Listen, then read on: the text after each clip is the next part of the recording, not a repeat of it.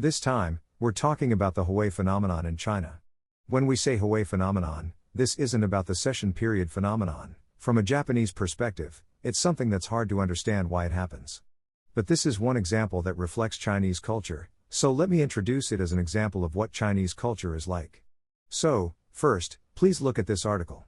There's a red line drawn on the title of the article, but if you skip to that part, it means refueling only twice a year.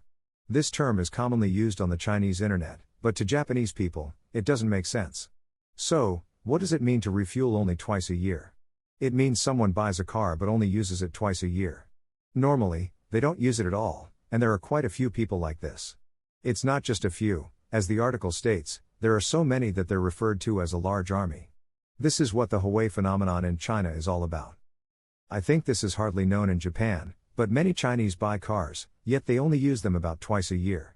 The rest of the time, they just leave them parked. It's said that a house deteriorates quickly if no one lives in it, but apparently, it's the same with cars. So, let's look at some images to see what happens to cars that are barely used. This is one example. Once you buy a car, you have to park it somewhere, but since it's hardly used, they park it in places where no parking fees are charged, which would be like illegal parking in Japan. They cover it with a sheet and leave it there, just like you see now.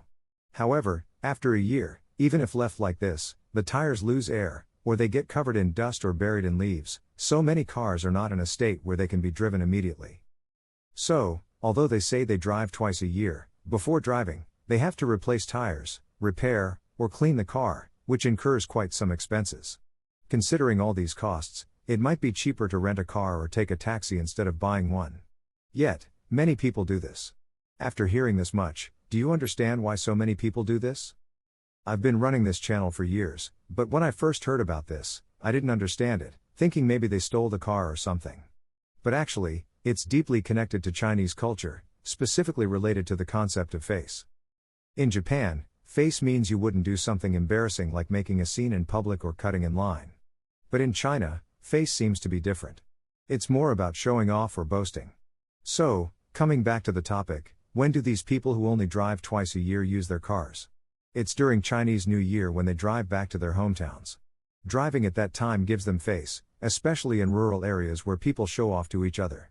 For example, if the neighbor's son came back in a car, but you had to take public transport, you lose face. Thus, people who come to work in urban areas from rural China, even though they use buses or subways for daily commuting, buy cars on loans.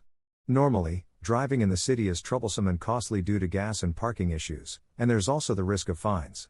Hence, they leave their cars parked on the streets, which are called zombie cars in China. There are two types of zombie cars, one where the car deteriorates over time because it's not used, and another where the vehicle is abandoned to avoid the cost of scrapping it. The local government doesn't contact the owners directly, perhaps because it's too much hassle or because tracing the owner from the license plate could lead to complications if the owner claims the car was stolen. Instead, they advertise for a certain period, and if no owner comes forward, they dispose of the car. However, in smaller cities, due to budget constraints, these cars are often just left on the streets, creating a social problem. During Chinese New Year, these cars, which haven't been driven all year, are repaired and cleaned before being driven back to the hometown, where driving a Benz or BMW back home gives one face. This is part of Chinese face culture, which is similar to showing off or bragging in Japanese terms. From a Japanese perspective, this might seem foolish, but this kind of face consumption exists in China. Even if it's not rational to buy a car that you'll only use twice a year, this wasteful consumption has helped drive the Chinese economy. People borrow money to buy cars or apartments beyond their means, or luxury items to show off during holidays, which in turn circulates money in the economy. Similarly, in America, there's a culture of using credit cards without much hesitation about debt. However, when these debtors can't pay back, it becomes a problem, much like the current situation in China. Contrastingly, in Japan, even wealthy people are less likely to engage in such wasteful consumption for the sake of face, which might make it harder to stimulate the economy domestically. Instead, Japan's economy relies on selling high-quality, high-value products abroad since competing on price with countries like China or Vietnam is not feasible.